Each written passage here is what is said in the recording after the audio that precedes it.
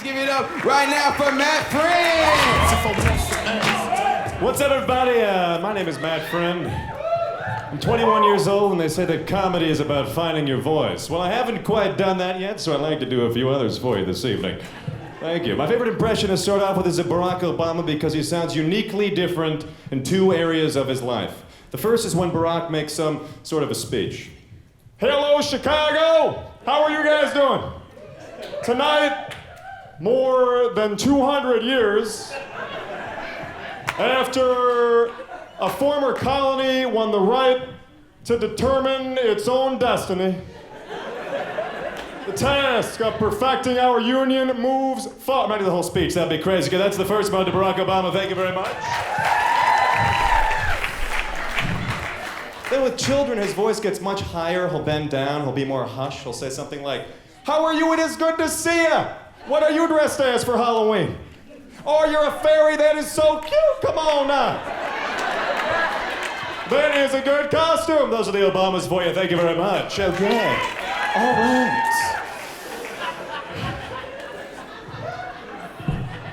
Donald Trump. You can't go to a comedy show now without hearing his name. Every comedian tries to do an impression of him, but I found the secret to doing a Trump impression. Here it is. When telling a story, you have to mispronounce all the main characters' names in the story and certain keywords in the story. This is Donald Trump describing the plot of Harry Potter. Okay, Donald? Here's the deal. There was this boy Wizard. His name was Harry Potter, okay? This guy was such a disaster, believe me. And I'll tell you what, he had this big scar on his forehead, okay? Goes to this school, Hogwarts, the worst place you've ever seen. And I'll tell you what, they had these long tables, and there was this headmaster, Albus Dumbledore, Longbeard, thank you. I don't know why you're laughing, okay? He befriends these two losers, Rune and Hermione, believe me. They were so weird. They play this game Quidditch with a golden sneetch. Believe me, it was disastrous. Thank you very much, Donald Trump. Thank you.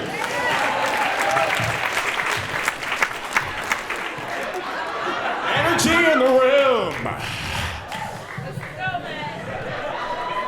I'm worried that if Bernie Sanders wins the Democratic nomination, that Donald Trump's insult to Bernie is going to be too accurate, okay? He's going to be like, "This guy over here, he looks like he's having a heart attack, folks, believe me." And then Bernie would be like, "Well, that's because I just did. Thank you very much, okay? Thank you."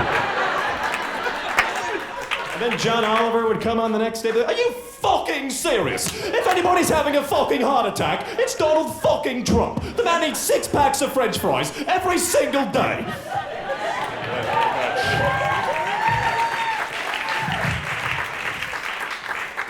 Two of my favorite comedians are actually from Chicago, Sebastian and John Mulaney. I love Sebastian because I love them both because one's a whisperer and one is a yeller, okay? I wrote some material to demonstrate what I mean. This is Sebastian Maniscalco whispering and talking about his recent experience at the Apple store. Sebastian? Okay, so I was by the Apple store the other day. I'm by the Apple store, I see this guy goes up to the Genius Bar guy.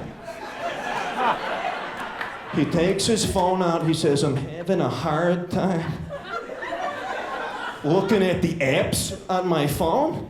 So the guy takes his phone, does a little flick motion like he's flicking a booger or something.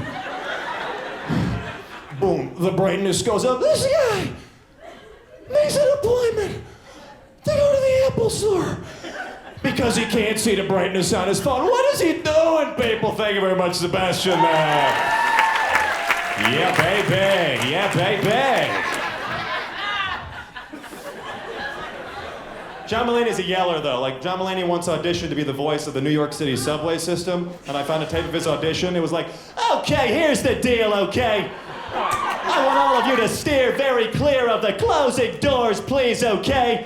Unless you're sitting inside of a gazebo." Thank you for that one.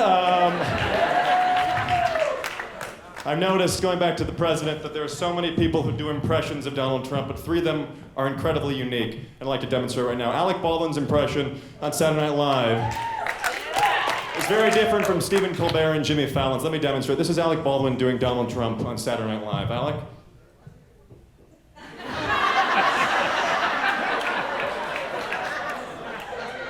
We've got a great show. It's going to be fantastic. Boopity boopity boopity ba.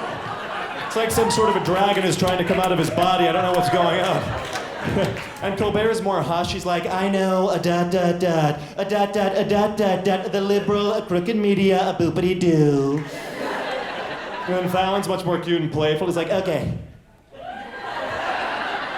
Okay. Camera's rolling. Okay, those are the Trumps. I don't know, another Trump thing. There you go.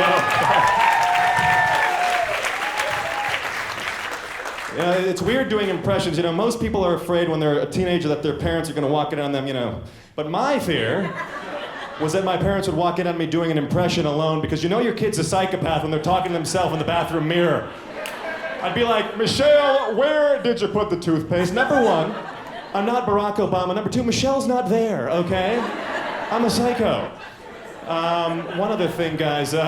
I saw that Tim Gunn once auditioned for the role of William Wallace in the film Braveheart. I know, it's so weird, right?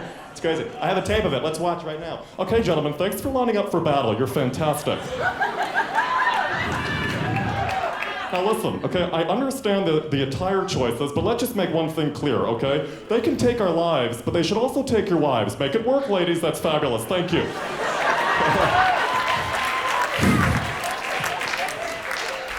Guys, I gotta go, but I'd like to leave you with this. When I was on the campaign trail in 2008, I led a chant with the crowd, and I would say, "You're fired up," and the crowd would say, "I'm ready to go." So when I say you're fired up, I want you guys to say, "I am ready to go." Are you fired up? You're fired up?